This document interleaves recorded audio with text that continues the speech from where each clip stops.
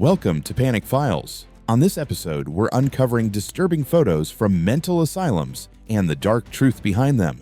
On March 29, 1950, a deadly fire tore through Philadelphia's Bella Vista Sanatorium, killing 9 patients. 5 were found chained to concrete slabs, exposing the brutal restraint practices still used in mental health facilities during that era. A 21-year-old Civil War corporal was shot in the head at the Battle of Farmville in 1865, leaving him with severe mental disturbance. Many soldiers suffered similar injuries, and their tragic cases later helped advance early neurological research. Orphans were forced to share a feces-stained crib at Romania's rural Vanderlei Mental Asylum. This disturbing scene exposes the extreme neglect and inhumane conditions endured by institutionalized children in certain facilities, where care was replaced by overcrowding, filth, and abandonment. In 1945, conscientious objector Charlie Lord secretly photographed horrific conditions inside Philadelphia State Hospital, known as Byberry. Sneaking in a camera as an orderly, he exposed severe neglect and abuse, shocking the public and helping spark major asylum reforms. Around 1876 to 1877, a psychiatric patient was photographed at Paris's Salpêtrière Hospital. As a major center for neurological research, the hospital routinely documented patients to study mental conditions, often turning suffering individuals into clinical subjects for science. After unrest in 1949, debris littered Maryland's Crownsville State Hospital. More than 1,800 patients were packed into a facility built for 1,100 with fewer than 10 doctors. Chronic overcrowding fueled constant chaos, prompting civil rights groups to label conditions inhumane.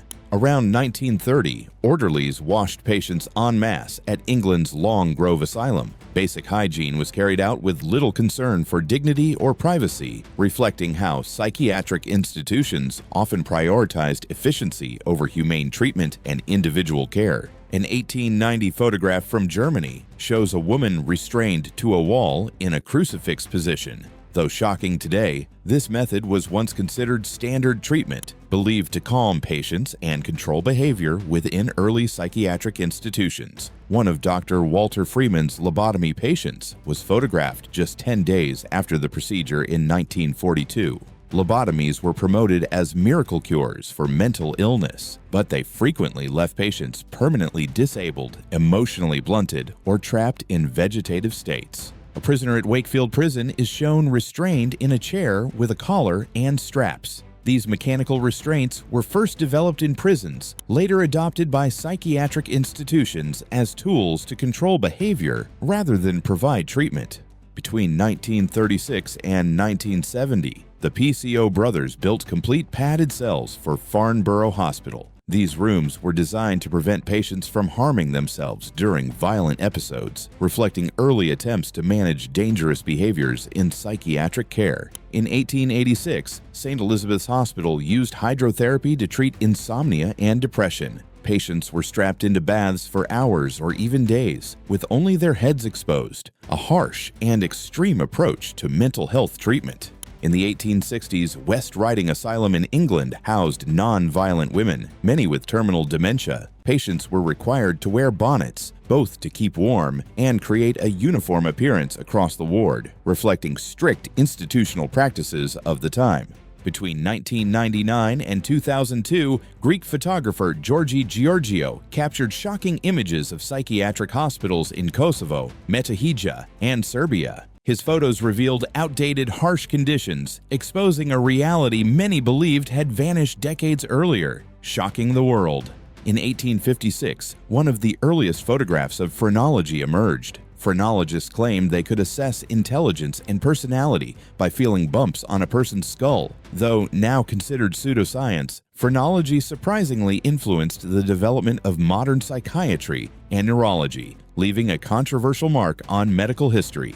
This 1700 straitjacket, also known as a strait waistcoat, was used in psychiatric institutions to control violent or agitated patients. It highlights the harsh methods historically employed to manage mental health, reflecting a time when restraint was a primary tool for patient control. In 1956, a patient received electroshock therapy, a common yet controversial treatment for severe depression and other mental illnesses. By the 1950s, electroconvulsive therapy was widely used in psychiatric care, reflecting both the medical practices and debates of the era. On July 11, 1949, Dr. Walter Freeman performed a lobotomy at Western State Hospital in Washington. Freeman, America's most prolific lobotomist, carried out thousands of these controversial brain surgeries using an ice pick-like tool called a leucotomy, leaving a lasting dark mark on psychiatric history. On May 13, 1938, doctors at a Paris hospital tested a new experimental treatment using radio waves on psychiatric patients. Such risky experiments were common, reflecting the medical field's urgent search for effective therapies. These trials highlight a period of innovation shadowed by desperation and ethical controversy in psychiatric care. In 1946, nurses forcibly restrained a patient during electroshock treatment at an English facility. The violent nature of these procedures often required multiple staff members to hold patients down, highlighting the harsh and controversial methods used in psychiatric care at the time. On July 11, 1949, Dr. James Shanklin administered electric shock and anesthesia, while Dr. Walter Freeman prepared for a transorbital lobotomy at Western State Hospital. The procedure involved inserting a surgical instrument through the eye socket into the brain, a controversial and extreme psychiatric treatment of the era. In the 1920s, New York State Asylum introduced dancing therapy as part of psychiatric care. Social interaction, like dancing, became essential in an otherwise heavily restricted environment, offering patients a sense of joy and anticipation. To maintain order and prevent outbursts among seriously ill patients, only same-sex partners were allowed to dance together. This approach highlighted the growing recognition of social and emotional well-being in mental health treatment, showing that therapy could extend beyond medicine to structured, creative activities. Dancing provided both physical activity and social engagement, reflecting early efforts to humanize psychiatric care during a restrictive era.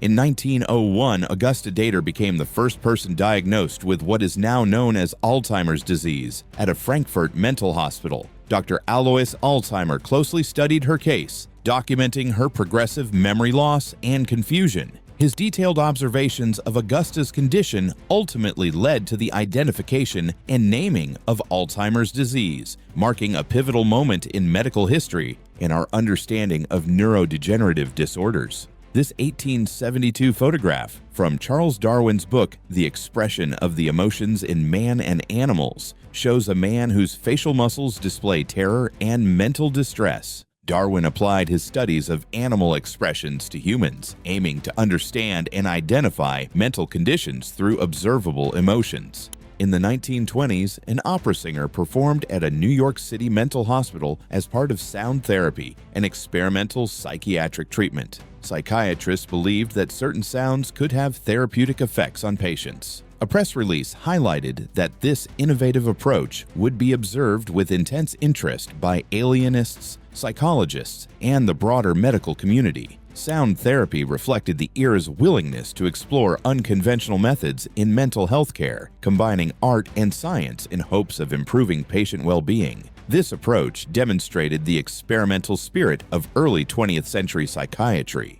On December 16, 1942, a fire broke out at Seacliff Mental Hospital near Dunedin, New Zealand. In Ward 5, 37 of the 39 female patients were trapped in locked rooms, unable to escape.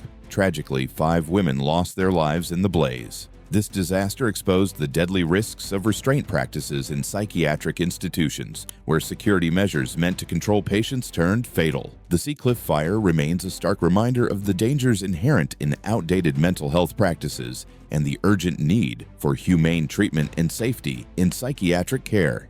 In 1928, Christine Collins was forcibly committed to a mental hospital after challenging police claims that a returned boy was her missing son. Despite her insistence, authorities used psychiatric commitment to silence her, coercing compliance. This disturbing case highlighted how mental institutions could be weaponized against individuals, exposing a dark intersection of law enforcement and psychiatry.